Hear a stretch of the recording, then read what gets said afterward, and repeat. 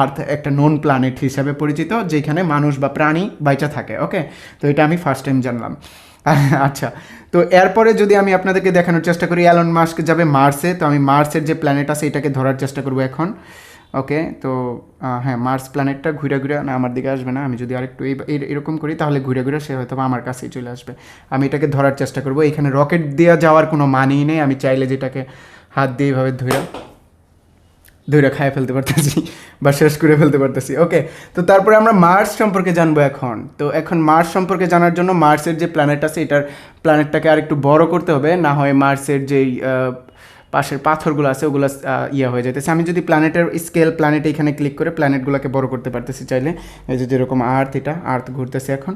তারপরে আমরা আরেকটু কাছে আই না মার্সটাকে দেখার চেষ্টা করবো এখন। এই যে যেরকম মার্সের উপরে ক্লিক দিলাম, এখন মার্স সম্পর্কে আমরা জানতে পারতেছি। Mars the often call it the red planet, অর্থাৎ লাল প্ল্যানেট হিসেবে মার্স পরিচিত।